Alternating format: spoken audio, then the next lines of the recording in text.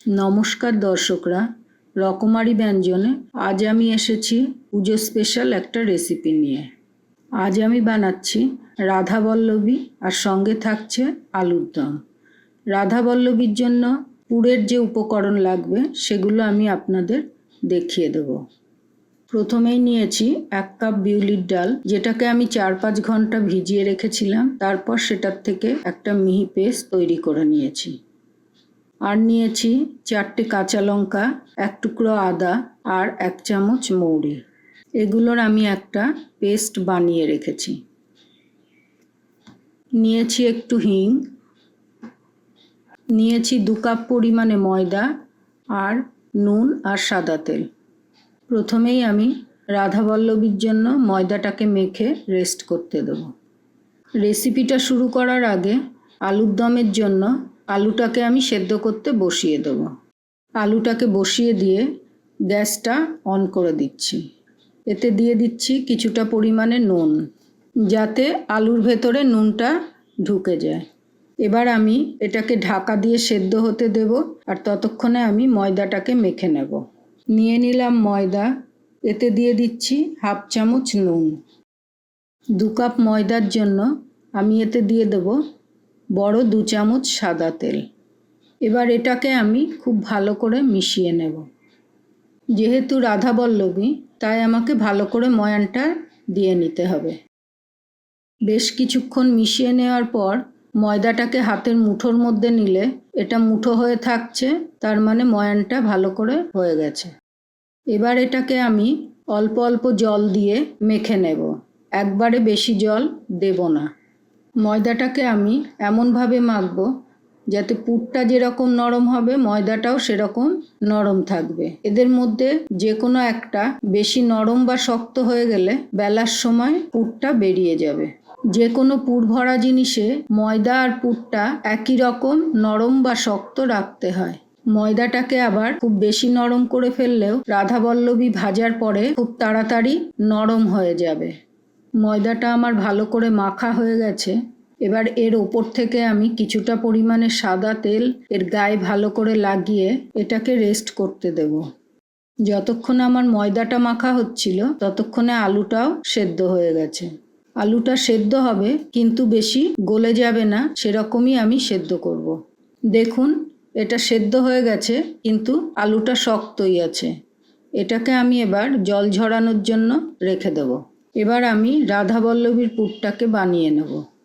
এই জন্য গ্যাসে একটা কড়াই বসিয়ে আমি গ্যাসটাকে অন করে দিচ্ছি।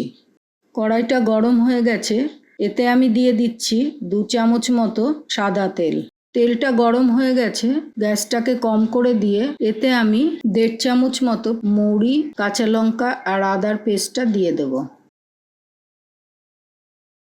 দিয়ে দিচ্ছি 1/4 চা চামচের থেকেও কম হিং। এটাকে তেলের ওপর দিলে পুড়ে যাবে, তাই আমি এটাকে পরে দিলাম। এটা ভালো করে নাড়াচাড়া করে ভেজে নিতে হবে। এর থেকে ভাজা মৌরি আর হিংয়ের সুগন্ধ বেরিয়ে গেছে। এতে আমি দিয়ে দিচ্ছি 1/2 চামচ নুন আর 1/2 চামচ চিনি, যাতে নুন, ঝাল, মিষ্টি সব স্বাদই পাওয়া যায়। চিনিটা গলে গেছে, এবার আমি এতে দিয়ে দিচ্ছি বিউলির ডালের পেস্ট। গ্যাসের ফ্লেমটাকে এখন একটু বাড়িয়ে দিয়ে এটাকে আমি খুব ভালো করে মিশিয়ে নেব। এটাকে অনবরত নাড়াতে থাকবো যাতে নিচে ধরে না যায়।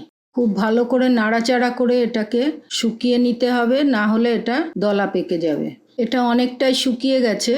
এবার গ্যাসের ফ্লেমটাকে কম করে দিয়ে এটাকে আমি আরেকটু শুকিয়ে নেব।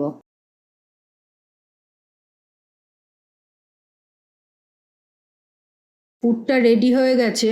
এবার গ্যাসের ফ্লেমটাকে অফ করে দিয়ে এটাকে আমি ঠান্ডা হতে দেব। ঠান্ডা হলে এটা আরেকটু শক্ত হয়ে যাবে। এখন আমি বানিয়ে নেব আলুর দম। আলুর দমের জন্য আলুটাকে তো আমি প্রথমেই নুন দিয়ে সেদ্ধ করে রেখেছি, আর যা যা উপকরণ লাগবে সেগুলো এবার দেখে নেব। নিয়ে নিয়েছি 2 চামচ চারমগজ, 1 টুকরো আদা, 2 চামচ নারকোল কোড়া, আর নিয়ে নিয়েছি কয়েকটা সামরিচ। এই উপকরণগুলোকে আমি মিক্সিতে দিয়ে একটা মসৃণ পেস্ট বানিয়ে নিয়েছি। নিয়েছি একটা বড় টমেটোর পিউরি, নিয়েছি 2 চামচ টক দই, ফোড়নের জন্য নিয়েছি দুটো শুকনো লঙ্কা, দু টুকরো দারচিনি, 4টে ফাটানো এলাচ আর 4টে লবঙ্গ আর 1 চামচ জিরে, আর নিয়েছি তেজপাতা। নিয়েছি 1/4 চা চামচ হিং, কিছুটা পরিমাণ গরম মশলা গুঁড়ো, এটা আমি প্রয়োজন মতো দেব। মশলার জন্য নিয়েছি 2 চামচ ধনে গুঁড়ো, 1 চামচ জিরে গুঁড়ো, 1/2 চামচ কাশ্মীরি লঙ্কার গুঁড়ো, 1 চামচ শুকনো লঙ্কা গুঁড়ো আর 1/4 চা চামচ হলুদ গুঁড়ো। হলুদটা আমি বেশি দেব না, আমি আলুর দমটাকে বেশি হলুদ রং করতে চাই না। আর লাগছে নুন, চিনি আর সাদা তেল। এবার দেখে নেব আলুর দমটা আমি কিভাবে বানাচ্ছি। এবার গ্যাসটাকে অন করে কড়াই বসিয়ে দিয়ে আমি এতে দিয়ে দিচ্ছি 4 থেকে 5 বড় চামচ সাদা তেল। তেলটা গরম হয়ে গেছে, এতে আমি সেদ্ধ করা আলুগুলো দিয়ে দেব। যেহেতু আলুতে নুন দিয়ে সেদ্ধ করেছি, তাই এখন আমি আর এতে কোনো নুন দেব না। আলুগুলোকে উল্টে পাল্টে ভালো করে ভেজে নিয়েছি, এবার আমি এগুলোকে তুলে নেব। আলুগুলোকে তুলে রেখে আমি কিছুটা তেল কমিয়ে নিয়েছি। এবার গ্যাসের ফ্লেমটাকে কম করে দিয়ে আমি এতে দিয়ে দেব ফোড়নের মশলাগুলো। দিয়ে দিচ্ছি তেজপাতা, শুকনো লঙ্কা, গোটা গরম মশলা আর জিরে। ফোড়নের গন্ধ বের হলে আমি এতে দিয়ে দিচ্ছি হিং। হিং দিয়ে আমি বেশিক্ষণ রাখবো না, দিয়ে দেব টমেটো পিউরি। এটাকে ভালো করে কষিয়ে নেব। টমেটোটাকে একটু কষিয়ে নেওয়ার পর আমি এতে দিয়ে দেব গুঁড়ো মশলাগুলো। কম আঁচে আমি মশলাগুলোকে কিছুক্ষণ কষিয়ে নেব। তেলটা অল্প অল্প করে মশলা থেকে ছেড়ে যাচ্ছে, এবার আমি এতে দিয়ে দেব পেস্ট করে রাখা সামরিচ, নারকোল, চারমগজ আর আদা বাটা। এবার এটাকে দিয়েও আমি ভালো করে নাড়তে থাকবো। কোনো মশলাই যাতে পুড়ে না যায় সেটা আমার খেয়াল রাখতে হবে। মশলাটা কড়াইয়ের গা থেকে ছেড়ে গেলে এতে আমি 2 চামচ মতো জল দিয়ে দেব। মশলাটা খুব ভালো করে কষানো হয়ে গেছে, মশলা থেকে তেল ছেড়ে দিয়েছে। এবার আমি যে টক দইটা নিয়েছিলাম সেটাকে ভালো করে ফেটিয়ে এতে দিয়ে দেব। দইটাকে দিয়ে খুব ভালো করে মশলার সঙ্গে নাড়াচাড়া করে মিশিয়ে দিতে হবে, নাহলে দইটা দানা হয়ে যাবে। মশলা থেকে তেল ছেড়ে দিয়েছে, এবার আমি এতে দিয়ে দিচ্ছি পরিমাণ মতো নুন, চিনি আর জল। দিয়ে দিচ্ছি 1 চামচ নুন। আলুর দমটা একটু মিষ্টি মিষ্টি হবে, যেহেতু আমি এতে দই আর টমেটো দিয়েছি তাই আমি এতে দিয়ে দিলাম 1 চামচ চিনি। আর দিয়ে দিচ্ছি 1/4 চামচ গরম মশলা গুঁড়ো। আর একটু নাড়াচাড়া করে গ্যাসের ফ্লেমটাকে বাড়িয়ে দিয়ে এতে দিয়ে দেব পরিমাণ মতো জল। এতে আমি দিয়ে দিচ্ছি অল্প পরিমাণে জল, কারণ আলুর দমটা আমি বেশি গ্রেভি রাখবো না। ঝোলটা ফুটে উঠেছে, এবার আমি এতে দিয়ে দেব ভেজে রাখা আলু। গ্যাসের ফ্লেমটাকে মিডিয়ামে রেখে কিছুক্ষণের জন্য আমি এটাকে ঢেকে দেব, যাতে আলুর মধ্যে মশলাগুলো ভালো করে ঢুকে যায়। 5 মিনিট ফোটানোর পর আমি ঢাকাটাকে সরিয়ে দিচ্ছি। আলুর দমটা বেশ মাখা মাখা হয়ে গেছে, এবার আমি ওপর থেকে কিছুটা ধনেপাতা ছড়িয়ে দিচ্ছি। আলুর দমটা রেডি হয়ে গেছে, এটাকে আমি সরিয়ে রেখে এবার রাধাবল্লভীগুলো বানিয়ে নেব। ময়দাটারও রেস্ট হয়ে গেছে আর পুরটাও ঠান্ডা হয়ে গেছে। এবার আমি ময়দা থেকে লেচি কেটে পুর ভরে নেব। দেখুন ময়দাটা যত সফট হয়েছে পুরটাও ততটাই সফট হয়েছে। এইভাবে করলে ময়দা থেকে আর বেলার সময় পুর বেরিয়ে যাবে না। এবার এর থেকে আমি লেচি কেটে নিচ্ছি। আমি লেচিগুলো কেটে নিয়েছি, এবার এর মধ্যে পুরটা ভরে নেব। একটা লেচি নিয়ে গোল করে একটু বাটির মতো করে নেব আর ধারগুলো একটু পাতলা রাখবো। এবার এর মধ্যে আমি কিছুটা পুর দিয়ে দেব। এবার একটা দিক ধরে মুড়াতে মুড়াতে মুখটাকে আমি ছোট করে নিয়ে বন্ধ করে দেব। আমি আরেকটা লেচিতে পুর ভরা দেখাচ্ছি, এইভাবে আমি বাকিগুলোকেও ভরে নেব। আমি লেচিগুলোতে পুর ভরে নিয়েছি, এবার আমি এগুলোকে বেলে নেব। একটা লেচি নিয়ে এটাতে একটু তেল লাগিয়ে নেব। এবার হালকা হাতে এটাকে আমি বেলে নেব। এটা হয়ে গেছে, আমি আর একটা বেলে নিচ্ছি। বেশি চেপে বেললে পুরটা বেরিয়ে যাবে। গোল করে এগুলোকে ঘোরাতে যাবেন না, যে কোনো একদিকে টেনে টেনে বেলতে হবে।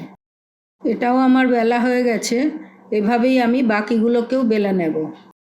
আমি এগুলোকে বেলে নিয়েছি। এগুলোকে এবার ভেজে নেব। সব একসাথে বেলে রাখবো না, তাহলে একটার গায়ে একটা লেগে যাবে। ভাজার জন্য আমি একটা লোহার কড়াই বসিয়ে দিয়ে গ্যাসটাকে অন করে দিচ্ছি। কড়াই গরম হয়ে গেছে। এবার আমি এতে দিয়ে দিচ্ছি কিছুটা সাদা তেল। তেলটা গরম হয়ে গেছে। গ্যাসটাকে আমি মিডিয়াম ফ্লেমে নিয়ে নেব। হাই ফ্লেমে রাখলে রাধাবল্লভীগুলো ওপর থেকে তাড়াতাড়ি লাল হয়ে যাবে। এবার রাধাবল্লভীগুলোকে দুহাত দিয়ে ধরে তেলের মধ্যে আমি ছেড়ে দেব।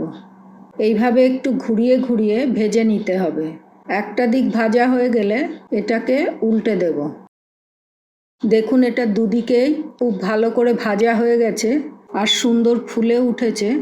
এবার এটাকে আমি তুলে নেব। আমি আরেকটাকেও খুব সাবধানে ছেড়ে ভেজে নিচ্ছি। এটাও ভালো করে ভাজা হয়ে গেছে। বাকিগুলোকেও আমি এভাবেই ভেজে নেব। রাধাবল্লভীগুলো আমার সব ভাজা হয়ে গেছে। এবার আমি এগুলোকে পরিবেশন করে নেব।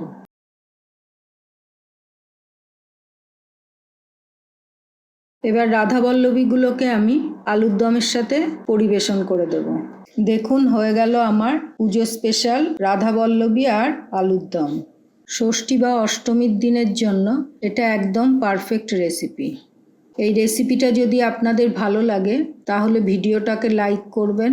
আর আপনারা অবশ্যই এটা পুজোতে বাড়িতে বানাবেন। কেমন হয়েছে কমেন্ট করে জানাবেন। ভালো লাগলে বাকিদের সঙ্গেও রেসিপির ভিডিওটা শেয়ার করবেন। আরও এরকম পুজো স্পেশাল রেসিপি পেতে আমার চ্যানেলটাকে সাবস্ক্রাইব করে দেবেন। ভিডিওটা পুরোটা দেখার জন্য ধন্যবাদ।